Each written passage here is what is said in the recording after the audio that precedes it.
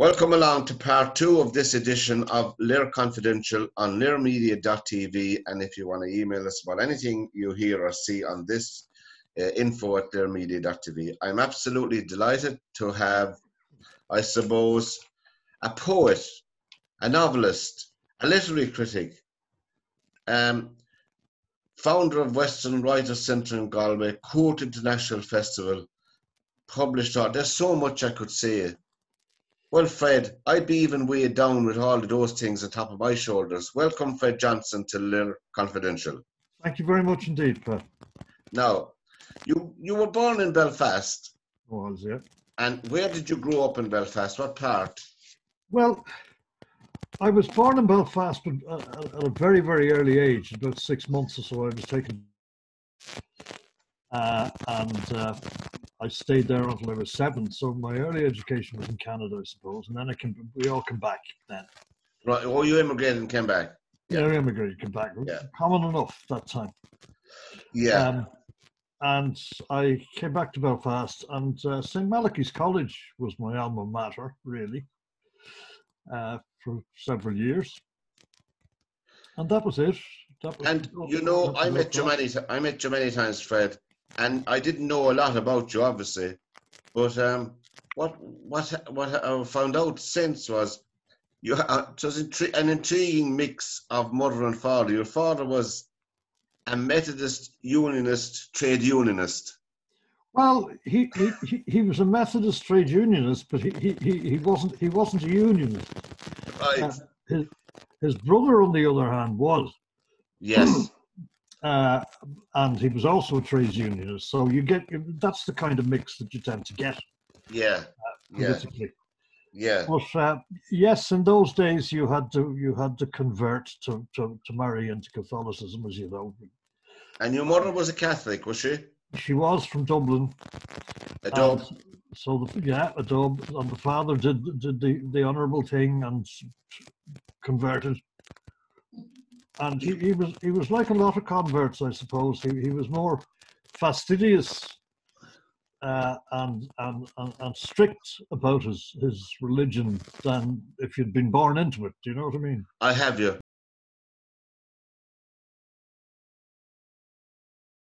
That had an influence on you.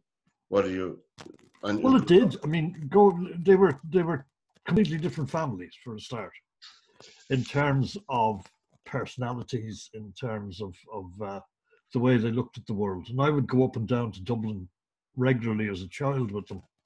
All right. So I would go from this sort of quite strict, but very more polite than strict family environment in the north of Ireland, down to a complete calamitous riot of people in Dublin who were up for parties and so all sorts of stuff like that.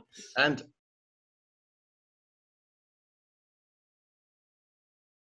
you reside in Belfast. When did you leave Belfast, or I should say? Oh, I left Belfast about 1968. Just before things got serious. Just on the cusp. It was starting to. Starting to. Was it noticeable to you? Not where I was living, in the city, which was a pretty mixed community. Yeah. Mixed now. Yeah. But there had been a few shootings, very isolated at the beginning, and then the army arrived, of course. Yeah. And I was gone. But the reason I left Belfast... Move up a bit in the picture. Oh, yeah. Mighty. The reason I left Belfast had nothing to do with the Troubles.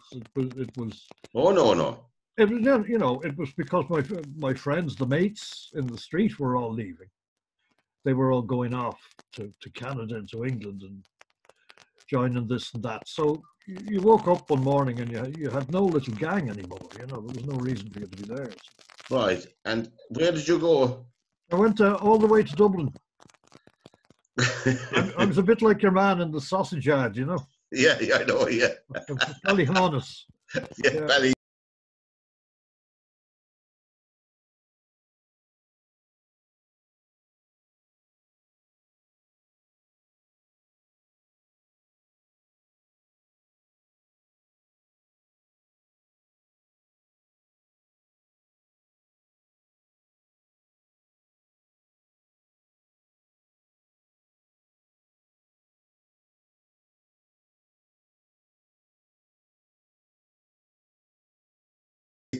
Yeah.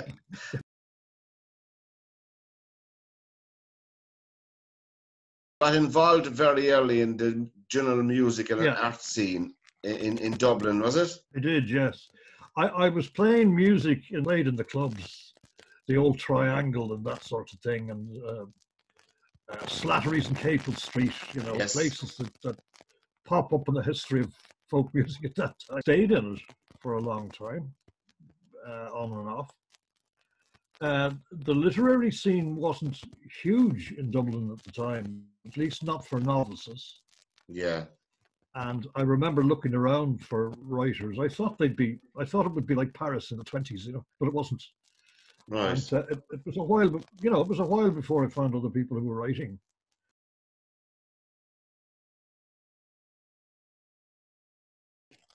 How did you get into writing? Well, I'd been dabbling around with short stories and things before I left Belfast. And I suppose when I taught myself to type. I bought a second-hand typewriter. All right. When I was about 17 or 18. That was help, yeah. It certainly was, and I taught myself to use it. So I had that with me when I went down to Dublin.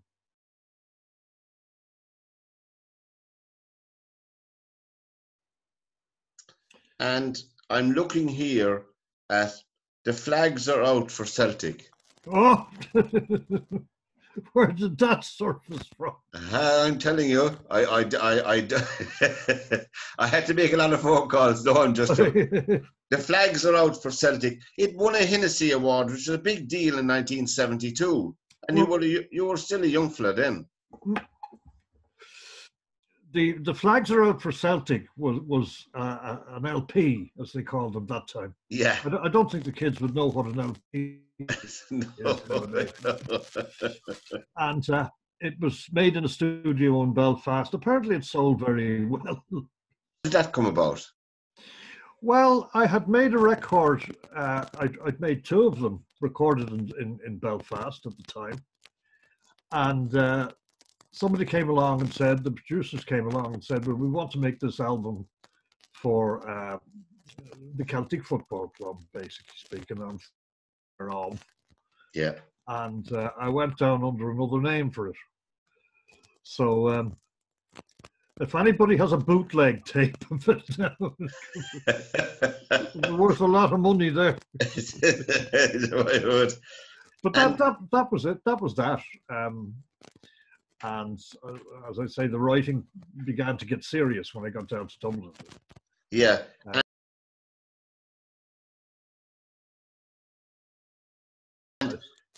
Moving along then to Parsons Hess. Oh.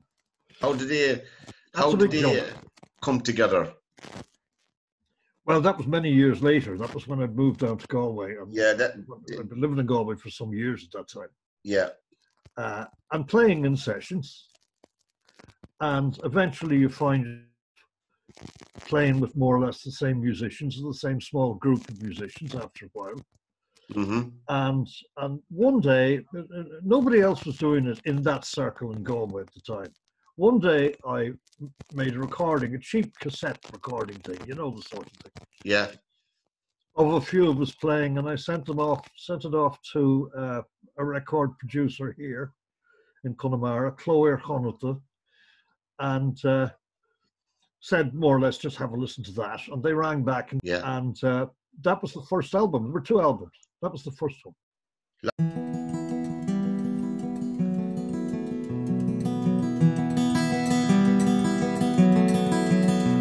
Oh, where are you going? Says Milder to Mugger.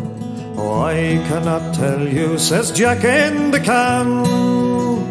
We're going to the woods, says John the Red-Nosed. We're going to the woods, says John in the lawn. And what will you do there, says Milder to Mugger. Oh, I cannot tell you, says Jack in the can. We'll hunt for the wren, says John the Red-Nosed. We'll hunt for the cutty wren, cries John in the lawn. And how will you shoot her, says Milder to Mugger. With bows and with arrows, says Jack in the can. With shot and with powder, says John the Red-Nose. With big guns and big cannons, cries everyone. And how will you carry her, says Milder to Mugger. On 4 strong men's shoulders, says Jack in the can. In carts and in wagons, says John the Red-Nose. And we'll all heave together, cries everyone.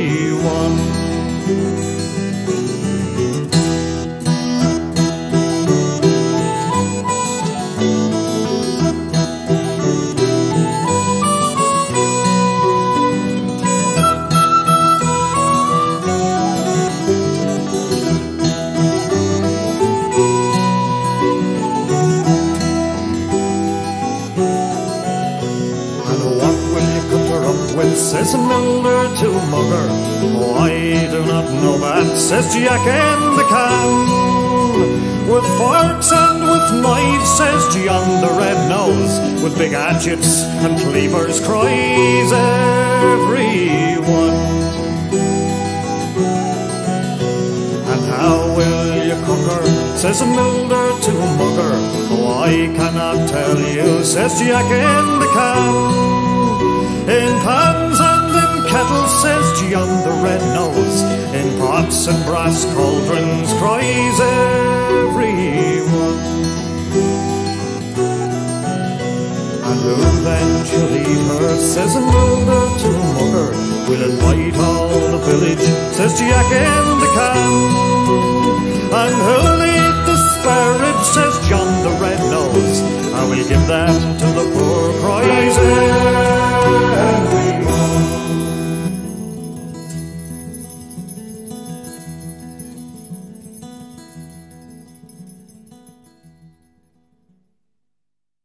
The album you made with Parsons Hess, what was the name of that album?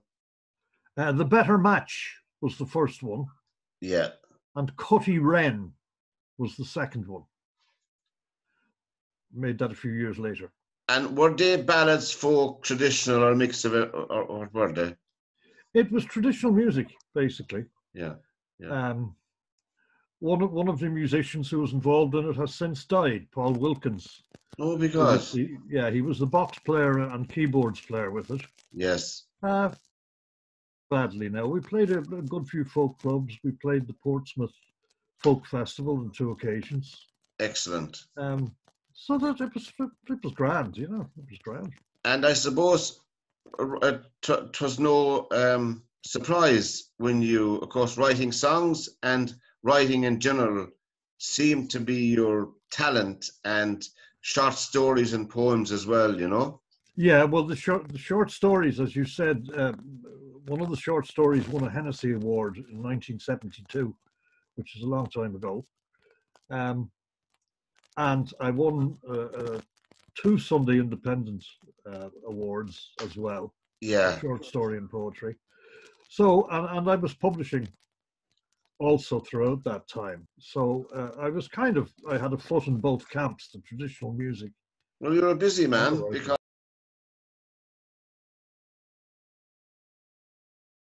Western Writers' Centre in Galway, how did that come about? That came about after I had read The Hidden Ireland by Daniel Corkery. I'm sure a lot of people have read it. God, yeah. That's a good regular, yeah. That's getting serious now, you see. Yeah. And I read, he talked in it about the courts of poetry after the fall of the Irish establishment, of the Gaelic order and all of that. And these courts would meet every now and again, or they would be called. It would be a kind of a convocation. Yes. And they would have poetry competitions and readings and all this sort of thing. And I thought that would be a nice idea to do again, if it could be organized. Mm-hmm. And it turned into a poetry festival, poetry only now. It turned out the first one was poetry only. And it lasted over a weekend, roughly 4 days, in 1986. Yeah. And it went with, I kicked it off on behalf of the Galway Arts Centre because I was working there at the time. That was Cuairt, was it? That was Cuairt, yes. Yeah. We had people like John Cooper Clarke, the late Evan Bolins, Paul Durkin, quite a shot of people. Yeah, John Cooper Clarke is a character. What did you make of him? Ah. Well, I can tell you very briefly a yarn. He was staying in the Imperial Hotel in Galway. Yeah. And I went down to meet him and bring him all the way across the green into the Great Southern. He dressed in a suit with a long wedding veil coming out the back of it in white. If you can picture that. Oh, I can, and I'm not surprised knowing John Cooper Clarke. Yeah. We had to walk in a sort of a marriage procession across our square. Now Galway wasn't used to that now. You know? No. No. Wasn't that progressive? Yeah. No, not yet. No. No. This was a mini revolution. So we up the stairs into the Great Southern Hotel and up into the ballroom. And lo and behold, the ballroom was standing room only. It was absolutely packed. There's only 500 people in there, over 500 people. Oh, fantastic. But nobody Fantastic. had anticipated. Nobody had anticipated. No. He was reading with Paul Durkin. So the two of them were good contrasts. Very good. It was a great night. And of course, afterwards, people started talking about, well, are you going to do it again? Yes. Oh, yeah. The obvious question. And I thought it'd be a great idea. But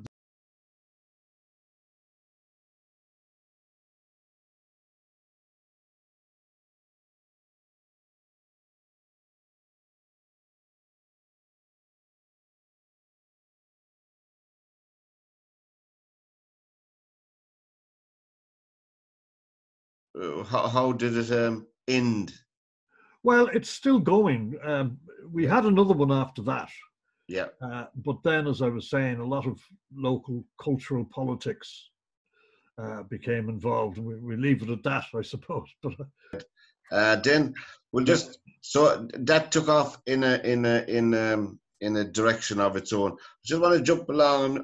I'm conscious of the time as well. Yes. And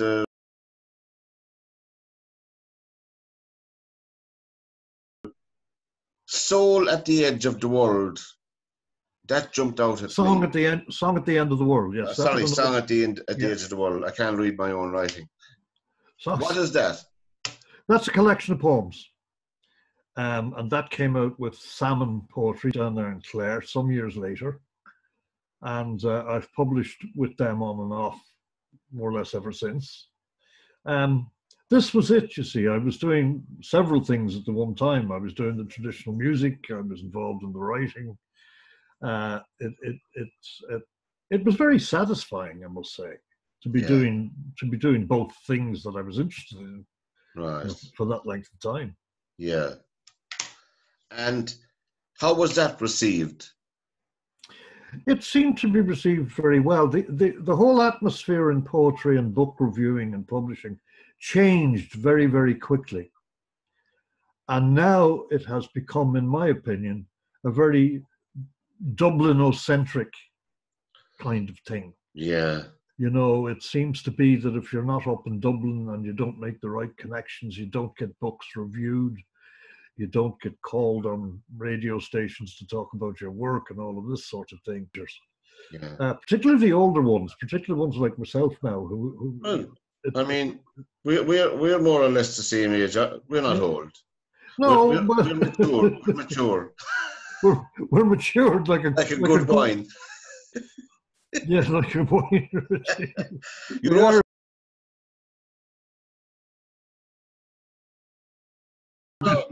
I was reading, you wrote a novel called Atlanta. Atlanta, yes, I did. What was that about? Well, that was a quirky little novel set in the north of Ireland, certainly. Yeah. It was based to a degree in my own family memories. And it was both about a young lad growing up, and it was about Georg Friedrich Handel, the composer, opening up or introducing his opera Atalanta in Oh, London. yeah. So the two stories ran parallel. That's still in print. It should Yeah. be. If anybody out there wants to reprint it, absolutely. We must check it out. We must It check should it be. out. We must check it out. Now, thank you very much, Fred. Thanks to Fred Johnston on part 2 of LiR Confidential on LiRmedia.tv. And so for this session, goodbye and God bless.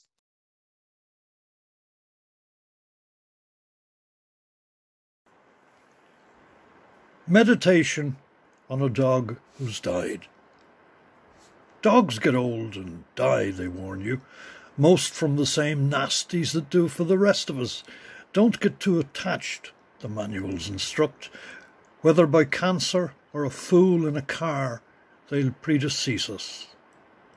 That's not strictly true, of course. Now and then they'll slobber over our grassy tombs, raise a leg to our headstones out of respect, as mourners raise a glass of praise in hired rooms. They're not hypocrites, not false to a fault as we are. No naff speeches or lies about virtues, no commiserating with the widow while inspecting her legs, no taking a sniff of her, the old hugging ruse, the sickly sorry for your loss mantra, and the rest. They'll mope for a while or even longer. They'll, in any case, not pretend that nothing's happened. Our little double negative hearts find it all a measure of gloomy, utter boredom. Pissed on freebies.